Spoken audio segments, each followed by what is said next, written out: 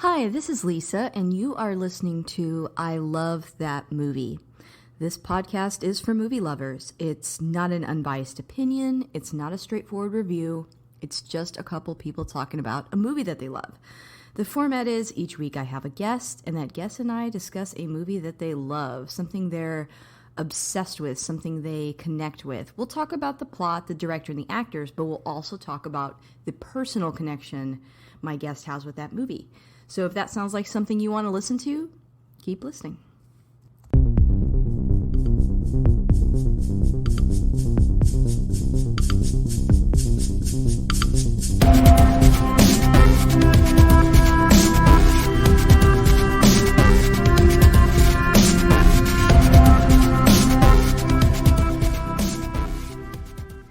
Hi there, this is Lisa, and if you want to catch up with me on Twitter, you can find me at ILTM Podcast. I'm also on Instagram at I Love That Movie Podcast, and we have a Patreon. The show is always free, but if you want to support us on there, you can. That's at patreon.com/I Love That Movie. And I want to take a moment to thank my top patrons there, Chris Balga, Jeff Whitman, Philip Barker, Michael Cross, and Josh Johnson. Thank you so much for keeping the lights on. And if you like what you hear today, please subscribe and rate the show. It does help new listeners find us. I've got a returning voice on the podcast. I've got Robbie. Say hi, Robbie. Hello there. Hi, Lisa. Hello, welcome back. Robbie, if this is the first time our guests are hearing your voice, would you mind introducing yourself just a bit? Yes, I am the head writer and creator of Robbie's Reviews, the website. I'm also the creator of the Fleming Awards, which Lisa announced best editing at the most recent ceremony. Yes, thank you so much. It's always a pleasure, Lisa. And I also do YouTube, TikTok, and I'm on Twitter and Instagram as well. Great. That's amazing. So, Robbie, my guest always picks the movie. Which movie did you want to talk about today? Today, I'm going to talk about my favourite Disney remake, Cruella. Ah, okay. So this is your favorite. Where does it how does it compare to other remakes? Why is this one your favorite? Because it feels like an original story, it doesn't feel Mhm. like it's a word for word adaptation like The Lion King or The Jungle Book. It feels like its Mhm. own thing, like Maleficent. Yeah, yeah. That's a good comparison. I agree. I've also never seen Maleficent though. I need to watch it. Okay, so if you also have not seen this before, I recommend pausing here and coming back to this episode because we will talk spoilers. But if you're still here, this is the synopsis of the film. Estella is a young and clever grifter who's determined to make a name for herself in the fashion world. She soon meets a pair of thieves who appreciate her appetite for mischief, and together they build a life for themselves on the streets of London. However, when Estella befriends fashion legend Baroness von Hellman, she embraces her wicked side to become the raucous and revenge bent Cruella. Yes. Okay. I mean, that's a pretty good synopsis, but we're going to talk about a lot more when we do our deep dive. But before we do that, I did want to share a couple of quick facts that I had about the film. Okay. I got these from, oh, thank you. I got these from IMDb, so I just got to give my sources. That's usually where I get them from. The first one is that the film seen on TV while Cruella is in the hotel room is actually Alfred Hitchcock's Lifeboat. The scene shows actress Tallulah Bankhead, on whom the animated appearance of Cruella Deville is based on. Oh, clever. Yeah, I like that.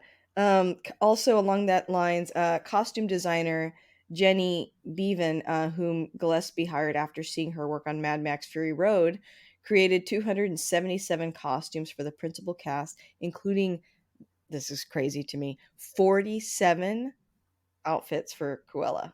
I can see why the people voted on it to win my best costume design. Yeah, I didn't realize that that was the same costume designer from Mad Max, but it makes a No, I lot of didn't. sense, and she won. Yeah, and she won for Mad Max too, I believe. Yeah, she didn't win my award for Mad Max. Crimson Peak, the Del Toro film, beat that for my Flemings. Oh, those costumes were pretty amazing too. I Yeah. completely understand that. The classic image of Cruella de Vil using her smoking cheroot, I guess it's called.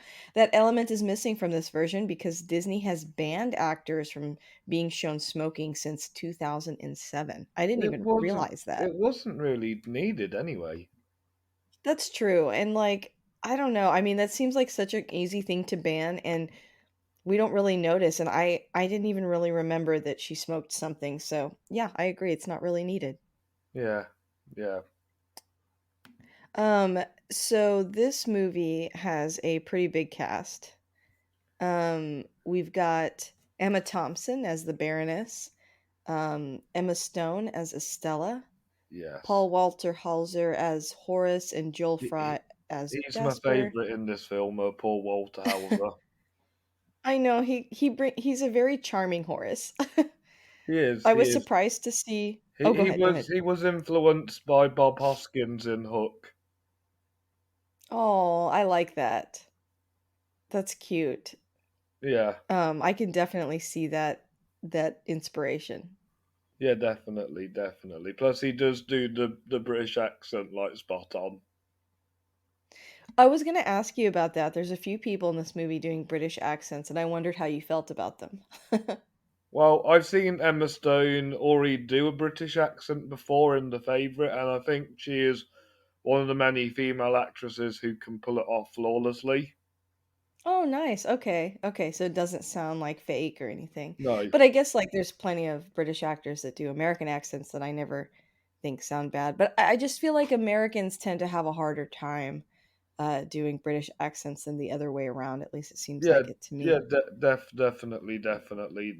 That's always has been, but Emma and Paul are definitely ones that can do it really well. Hmm. Also Mark Strong is in this. Love seeing Brilliant, him. brilliant. He's brilliant. He's a brilliant actor. I watched him in a film today. I watched Tar for the first time, and that was amazing. Oh, nice. Yeah, I really like him. Although lately when I think of him, I think of those Kingsman movies. Yeah. Yeah, he was good in those. So let's talk. What do you want to talk about next? Do you want to talk about the um I don't know I'm, much about the I'm, director. yes, the director made a movie I really enjoyed called I, Tonya. Oh, I did really like that movie. And it looks like he directed Lars and the Real Girl too, which is another movie I really like. I need to check that one out. But Cruella kind of has a similar style to I, Tonya, where it's all like a big like flashback and there's a really like good soundtrack that really goes with like the vibe of like the time period it's set in. You're so right. I didn't even notice that connection, but yeah, you're absolutely right. Yes, yes. Cruella's soundtrack is spot on. Yeah, it feels very when did do you know when the original 101 Dalmatians movie came out? I'm gonna look it up. 1961, so it was the year my dad Okay. was born. Aw. Yeah, it makes sense then that it feels like they do a lot of 60s callbacks throughout the film. Like, um, what what era is the film set in? Is it the 70s Yeah, or 70s, like the punk era. okay, okay, that makes sense. So they kind of updated a little bit, but I still feel like some of the fashion has some 60s vibes, but a lot of 70s British music, which is really good. Yeah, yeah, really, really good, really, really good style. Mhm. Like like Disney have actually let them like do what they want to let them be creative, Mhm. and that's what I liked about it. Yeah, I agree. I feel like the movie is really celebrating creativity and uniqueness, things like that. Yeah, definitely, definitely. And I also like how they added a new character, just a brand new character who was in the LGBT community, and they just made him a good character rather than just make a random character we know LGBT. I yeah, that's true. And also I feel like he's sort of a almost like a tribute to David Bowie a Yes, little bit. And I really like that, the way that it feels natural in the film, Yeah, like yes, he's part of the story. he is a really fun character. Mhm. I could tell they had a lot of fun like writing him. Yeah. Yeah, he has a lot of good lines. Yeah. I also love Emma Thompson in this movie. I think this is one of my favorite performances of hers. Yeah, she does a really good job. She really embodies the character, and she makes it the character fun but relatable. Um, she's got like an emotional arc. Yeah, And again, I guess I keep saying it, but it's like the celebration of being a little bit unique, of being different and having a good side and a bad side, but all those parts being part of you, you know. I did like that theme. yeah, Not yeah. It is a not good. hiding who you are. Yeah, Mhm. definitely, definitely, definitely. Yeah. One thing I would change about this movie is that Mhm. when you first see Emma Stone as Cruella and she's brushing her teeth, Uh-huh. just before like she appears and the girl like and the young actress playing the young actress dyed their hair. I think that'd be the Mhm. perfect time for the title sequence to have showed up. Oh, interesting. I feel like just the title Cruella should just showed up in the mirror before she moves ahead and it's Emma Stone. Yeah, that would have been really cool. Yeah, So what are some of your favorite scenes from the film? I'd say the scene where she first meets Jasper and Horace and they run away from the police and go to their safe house for the first time. Yeah, that's after the Baroness kills her mother, but she feels responsible or thinks that she killed her mother. Yes, yes, that bit's a bit sad. Yeah. Yeah. What other And scenes mhm. do I like? I love the scene where she first upstages the Baroness. Oh yeah, I really liked that whole like lighting that outer dress on fire and revealing a design and the Baroness being like, "Oh, that's one of mine." And she's like, "I improved it." Yeah, It and looks it's really cool. and I also like it when with the rats and when they escape, a living thing plays in the background. Yeah, I really liked all the critters, you know, like the little dog in the kind of rat or raccoon costume. Yeah, Um they kind of changed that about Cruella in this one too. Instead of trying to kill dogs for a coat, they make it to where, you know, the Baroness said that, but it wasn't true. yeah, She's an animal lover in this one. yeah. I love the callbacks backs to the original film Mhm. because Like Anita Darling. there's one where he sees somebody walking a dog, and it's one of the most cleverest references to the opening scene of the original Mhm. film. It's have you ever noticed how people look like their dogs? Yeah, I mean, I have dogs. I don't It- get to walk them as often because they kind of go to the bathroom in my yard instead, but yeah, no, I agree. yeah, yeah. It's just funny how he said that line. Mhm. Yeah, yeah. That montage when she keeps upstaging the Baroness is pretty fun. Yes, I agree. I love all that the costume designs Yeah, that Cruella comes up with because she kind of thinks outside of the box, yeah. and she kind of goes against the grain. So all her outfit ideas do too. Definitely, definitely, definitely. I don't know what to make of Anita and Roger being in the movie though. Yeah, I agree. They kind of don't really feel needed.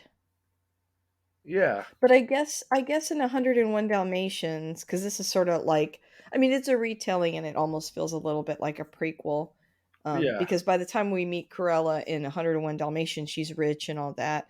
And they obviously had a relationship with her of some kind in 101 Dalmatians because they know of her and they know who she is.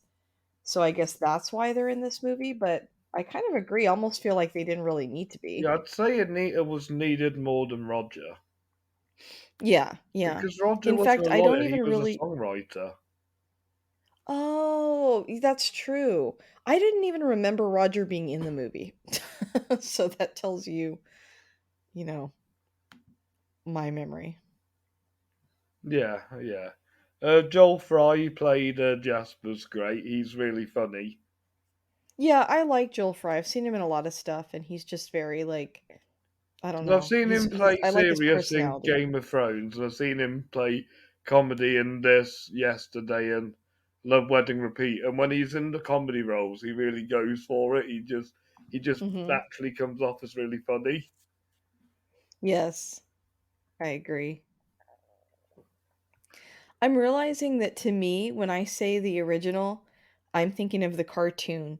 But for you, what's the original? Is it the cartoon or the Glenn Close film? Oh, definitely the cartoon. I'm not big on the Yeah, Glenn Close movies. me neither. Me neither. And Although there's she no did disrespect produce this. To Glenn Close. She is good in the Oh, role. of It's course. just Emma feels a lot more transformative and the writing feels better in Cruella.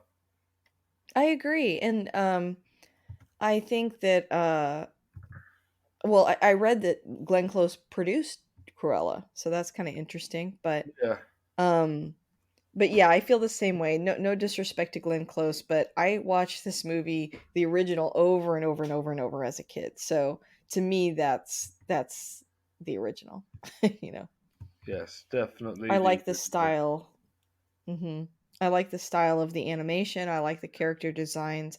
I like the like 60s era of Disney animation. I just like how it looks. Oh, definitely, definitely. I don't like her boss. Oh yeah, Yeah, he was just he was just an idiot. I agree. Yeah. Yeah, I kind of yeah, it's Cruella is really really good. What did you think to the ending? Because I think it really sets up a lot, I agree. So at the end, she basically, well, the Baroness wanted to kill Cruella, but even Mark though she Strong knows, saves her. even though she's her daughter. We find out later, which Yeah. I think I saw that coming a little bit. She didn't really look a lot like I Catherine. did as well. I did as well. Yeah, I they also just seem kind of felt like similar. the Baroness was more Cruella than Cruella was in the movie. Absolutely. I mean, she was definitely the villain, whereas Cruella seems to have a lot more humanity. But it's like they sort of acknowledged towards the end of the film, which was kind of interesting, that she's got kind of like a dark side too because of her mother, and she fakes her own death. They even have a ceremony for Estella because now Cruella is going to 100% take over. And they set up that she's the original heir, so she gets all the money. And she kind of changes the way her manner looks, and they end with like, "What do we do next?" And she's like, "I've got a few ideas." Hmm. So I think it sets up a lot. What about you? What did you notice about the ending? I kind of noticed last time I watched it that the whole film she was narrating from that point. Mm-hmm. That's true. Yeah, and again they play like Black Sabbath really well in the scene as well. Yes. Yeah, so I like Black Sabbath a lot, especially their first album because it's more of a blues album than a metal album, and that song just Mm-hmm. really fit the scene. And then they played Sympathy for the Devil, which is in every movie. Wow. Yeah, Yeah. yes, and of course there's an after credit scene. Oops, I didn't notice that. What is the after credit scene? She gives Anita and Roger two puppies. Aw, two Dalmatians. Yes, and it's what's meant to How lead cute. on to they're meant to be Pongo and Purdy. Aw. Hopefully she doesn't try to get them and turn them into a coat. But I guess we've set up that that's not true in this No, one, at no, least. no, no, because I don't. I felt you'd have to like write a really good character arc to change her from an animal lover to an animal hater in order to do that. I'm reading a couple of facts that I think will. They're facts about the 101 Dalmatians, but I think they're interesting. That the author who wrote the book, um, she this actually happened to her. She had Dalmatians. Her Dalmatians had 15 puppies, and so I guess that's Wow, where the idea for the book came from. Kind of interesting. And that wow. also, Disney was in debt after Sleeping Beauty, which was apparently a flop at the time, and so they desperately needed a hit and even talked about closing down the animation studio until this one. Yeah, Interesting. So, yes, anyway. yes. There is meant to be a sequel to this movie in the style of Godfather Part 2. Oh, really? Yes, yes, I think we'll know the Baroness's backstory. Interesting. But yeah, what did you think to my review of the film? Yeah, I'm reading through your review, and I agree with a lot of what you're saying. I think there are parts in the film that drag a little bit, Yeah, but overall the performances are strong. And I liked Horace a lot too. I liked him in I, Tonya as well. oh yeah. The actor. Yeah. Mind you, in that movie, Alice and Janney's kind of the best supporting cast member. Agreed. Agreed. But you Yeah. can see why he was carried over to this film. He gave a good performance too. Oh, definitely, definitely. I'd want him to come back as Horace if they did a sequel and sequel. So you mentioned that this was the first movie you saw since lockdown. Yes, I did go and see Tenet in 2020, but it was kind of like when it wasn't. It was like round September when it wasn't as bad. Yeah, that makes sense. Yeah, but yeah, because I took my mum and she was a little bit paranoid still about the pandemic. We didn't get a chance to see the scene, but when it came on to Disney Plus for free, I managed to rewatch the end credit scene and watch all of the credits just in case I missed anything else. Oh, nice. It's kind of like the more you saw it, the more you liked it kind of thing. Yeah. Yeah, it's so nice to be back at the theaters. Do you feel like you get to go more often now? Oh, I work in a cinema at the moment, Oh, so okay, that's right. I literally get to go all the time. It's brilliant. That's awesome. I'm kind of Yeah. jealous. That's great. Were there other scenes that you wanted to talk about from the film that we haven't discussed yet? Well, what is another good scene? I'd say it's when the moths eat her suit. Mhm. That's quite a funny scene. Yes, that's Um, true.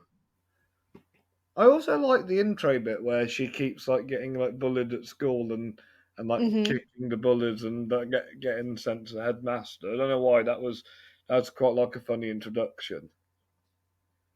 Yeah, I agree. The little girl kind of reminds me of the girl from those the music videos that Sia did. Oh yeah, The pop star. She kind of looks like her a yeah, she little does a bit. bit.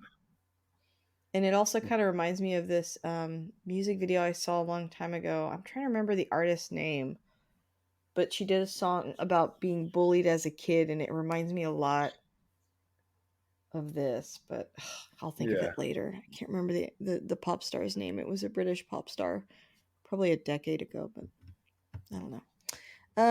Yeah, I think that that one's really good too. I also liked whenever she busts Jasper and Horace out of the jail, she's wearing that little disguise and driving that truck, and I think that happened in 101 Dalmatians, yeah, the cartoon. There's a part where Cruella Deville puts on a disguise and drives a truck. I think sounds yeah, kind of familiar. Yeah, yeah. I like Mark Strong in it, but he does feel a bit. He doesn't really feel like necessary until the I third act. agree. Yeah, because you're kind of like, why would they get Mark Strong for this role? He's barely saying anything. But then in the last act, you're right. He's kind of more important. Definitely, definitely. One more thing I will say is that Craig Giuseppe's films like Cruella and I, Tonya, they both remind Mhm. me of Goodfellas.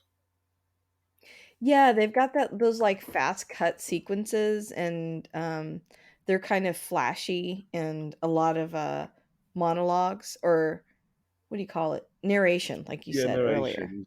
Yeah. Yeah, I hadn't made that connection, but you're right. Yeah, yeah. So I guess he might be a fan of Goodfellas, Craig.